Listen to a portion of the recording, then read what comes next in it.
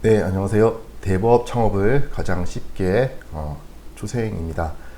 오늘은 이제 그 대부업 실전에서 즉 실무에서 사용되는 마주 하게 되는 경매의 매각 불허가 사유와 임대차 보호법에 관해서 간략하게 말씀을 드리도록 하겠습니다. 자주 말씀드리지만 우리는 이제 근저당권을 이용한 담보 물건을 주로 취급을 하고 있고요. 이 경우에는 때에 따라서는 채권 회수를 위해서 우리가 임의경매를 진행할 수도 있으며 선순위 채권자에 의하여 우리가 후순위를 나갔을 때입니다. 선순위 채권자에 의하여 우리 또한 경매에 참여하게 되는 경우가 필연적으로 발생합니다. 물론 제가 늘 말씀드리는 올바른 심사를 통해서 제가 항상 강조하죠. 심사의 중요성에 대해서요. 심사를 통해서 사전에 이런 경우가 없도록 관리해야 하지만 부동산 시세의 급격한 하락에서는 어쩔 수 없는 경우에는 채무자의 디폴트가 발생하기도 합니다. 채무자가 즉 더 이상 이제 아파트 값이 오르지 않고 하락을 했기 때문에 이 이자 부분을 자기가 이제 탕감을 받고 싶다든지 털어내고 싶어서 이제 고의적인 연체를 지속하는 거죠. 그렇게요. 그래서 경매가 들어가는 경우가 발생하기도 하는 겁니다. 네. 이에 따라서 항상 경매와 공매에 대해서 기본적인 그 로직은 숙지하셔야 되고요. 다만 제가 늘 드리는 말씀은 우리는 이제 우리가 할 수 있는 일에 최선을 다하고요. 우리가 잘하는 일에 대해서 그리고 그 외에는 적당한 보수를 지급하고 전문가에게 즉 뭐 법무사나 법무법인에게 일을 이름시키면 됩니다. 단 제일 중요한 거 일을 시킬 수 있을 정도까지의 그 지식만 만들어 놓으시면 되고요. 그 지식은 항상 제가 만들어 드릴 테니까 걱정 안 하셔도 됩니다. 네. 전문가에게 일을 이름시킬 수 있고 시킬 수 있는 정도의 지식까지는 제가 충분히 만들어 드릴 수가 있습니다. 자, 그래서 이제 오늘 경매에서는 매각 불허가에 해당되는 사유를 몇 가지 말씀드려보도록 하겠습니다. 일단 매각기일에 최고가 매수 신고인으로 확정이 되면요. 제가 제일 높은 금액을 써가지고 제가 이제 낙찰을 받은 거죠. 일주일 뒤에 매각 허가 결정 기일이 지정됩니다. 그리고 이에 따라서 법원은 매각 불허가 사유를 조사하여 최종적으로 매각 허가를 할지 아니면 또 불허가를 할지를 결정합니다. 이러한 이제 불허가에 해당되는 그 사유를 말씀드리도록 하겠습니다. 이 사유를 말씀드리는 이유는 저 뒤에 있으니까 한번 쭉 들어보세요. 첫 번째 그 채무자가 최고가 매수 신고인이 된 경우 소유자는 임의경매에서는 매수 신청인이 될 수 있는데요. 채무자는 제가 잘못 못한데 강제 경매하고 임의 경매에서 매수 신청인이 될 수가 없습니다. 그리고 그래서 다른 대리인을 세워서 낙찰을 받도록 하는 경우도 간혹 있습니다. 자, 그리고 두 번째 부동산을 매수할 능력이 없는 자가 최고가 매수 신고인이 된 경우이고요. 뭐 이제 장림 납부를 못하겠죠, 이제요. 네. 그리고 세 번째 농지일 경우에 농지 취득 자격증명을 제출하지 않은 경우고요. 네, 그리고 경매 기일 공고 사항에서 뭐 누락 또는 기재 착오 등이 발생한 경우에 이제 결함이 발생했을 된 거고요. 그리고 다섯 번째가 좀 중요한데요.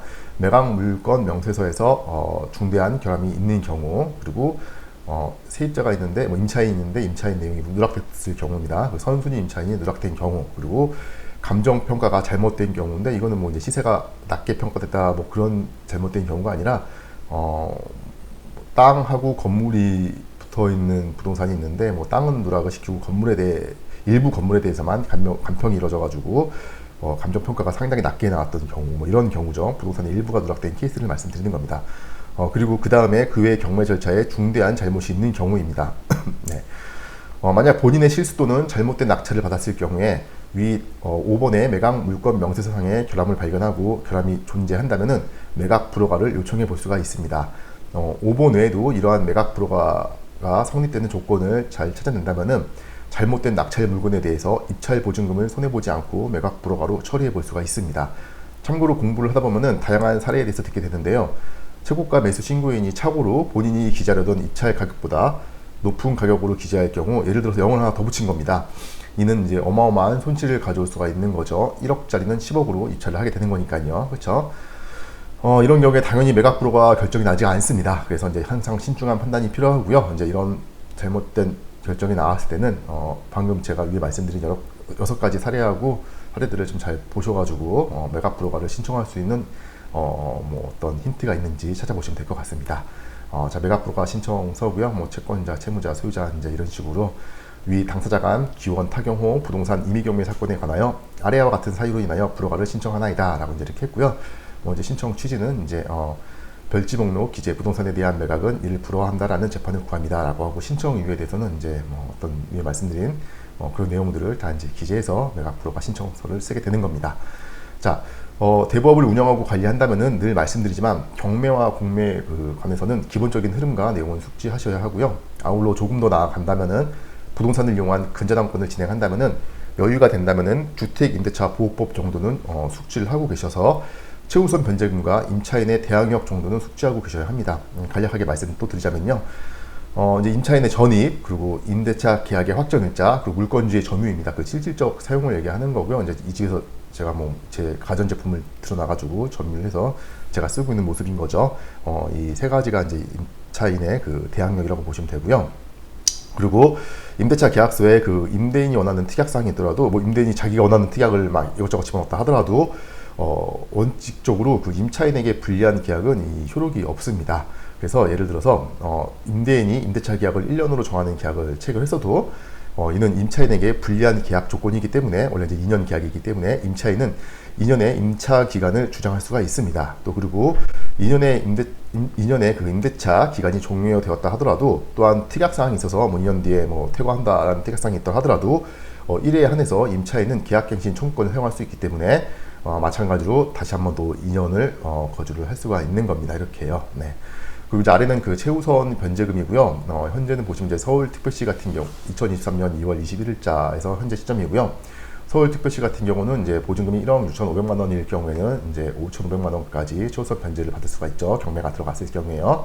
그리고 이제 그 외 수도권 정비 계획법에 따른 과밀 억제권역 서울특별시를 제외하고 세종특별자치시, 용인시, 화성시 및 김포시 때는 1억 4,500만 원 이하일 경우에는 이제 4,800만 원까지, 그리고 이제 그 밖에 또 광역시 수도권 정비 계획법에 따른 과밀 억제 권역에 포함된 지역과 군 지역 제외, 안산시, 광주시, 파주시, 이천시 및 평택시는 이제 보증금이 8,500만 원 이하일 경우에는 이제 최우선 변제금이 2,800만 원까지, 그리고 그 밖의 지역은 보증금이 7,500만 원 이하일 경우에는 2,500만 원까지를 최우선 변제를 받을 수가 있습니다.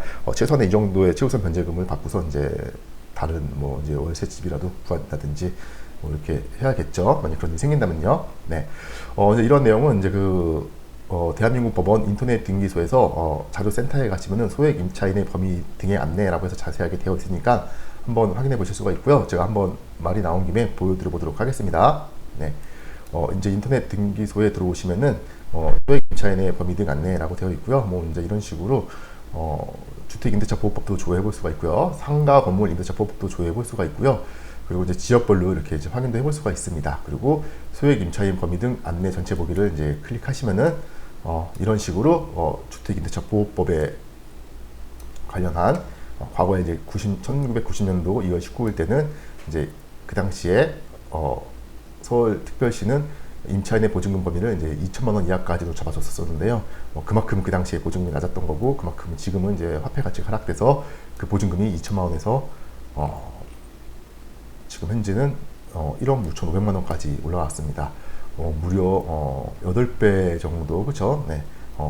상승한 것을 볼 수 있겠습니다. 네. 그리고 상가 건물 임대차 보호법도 보시면 마찬가지로 그 내용을 확인해 볼 수가 있습니다. 네, 이 내용은 제가 다음에 한번 자세히 한번 또 말씀을 드릴 거고요. 또 과밀 억제 권역도 이제 확인해 볼 수가 있습니다. 네, 인터넷 등기소에서 이제 보실 수 있는 거고요. 자, 이제 다시 돌아와서 네. 자, 이렇게 깊은 내용까지 모르시더라도 대략적인 개념만 잡아놓고 있으시면은 유사한 건이 있을 경우 건별로 공부해 보셔도 되고요. 그리고 다음번에는 제가 좀 더 시간을 내서 원래 저의 전문 분야였던 임대차 보호법에 대해서 보다 깊은 이야기를 다뤄보도록 하겠습니다. 이건 제가 뭐 이제 심사자 역할을 예전에 했었기 때문에 뭐 더 많은 얘기를 해드릴 수가 있을 것 같습니다. 자, 대법 창업을 가장 쉽게 이제 말씀드리고 있었고요. 이렇게 대법 운영과 관리 및 노하우 등을 같이 공부하고 배우는 저희 카페가 있으니 가입하셔서 다양한 정보와 힘을 얻어가시길 바라겠습니다. 네이버에서 대법 창업으로 경제적 자유를 이라고 검색하셔도 되고요. 네, 그리고 네이버에서 대법 창업을 가장 쉽게 이론편 전자책을 구매하실 수가 있습니다. 네이버에서 마찬가지로 대법 창업을 가장 쉽게라고 이제 검색하셔도 됩니다. 스마트 스토어에서요. 아니면 좀 알라딘, 뭐 이제 크몽, 예스24 이런 인터넷 서점에서도 판매가 되고 있습니다. 제목은 대법 창업을 가장 쉽게입니다. 저는 이제 그 당신과 그리고 저의 꿈을 응원합니다. 이제 우리는 할 수가 있습니다. 이상으로 대부업 실전에서 사용되는 경매의 매각 불허가 사유와 임대차 보호법에 대해서 간략하게 말씀을 드렸습니다. 네. 자, 이렇게 한번 오늘 이야기를 마쳐보도록 하고요. 다시 한번 제가 이제 포인트를 몇 가지만 짚고 넘어간다면은 가장 기억하셔야 될 이제 내용은 경매에서 매각 프로가 사유를 조사해서 매각 프로가 신청을 넣을 수가 있는 건데, 5번에 말씀드린 매각 물건 명세서에 결함이 있는 경우를 좀 발견하셔가지고 이렇게 해볼 수가 있는 거고, 또는 경매 기일 공고사항에서 뭐 누락 또는 기재착오가 있는 경우 등을 보셔가지고 해볼 수가 있는 거죠. 그리고 그 다음에 이제 임대차 보호법입니다. 중요한 거.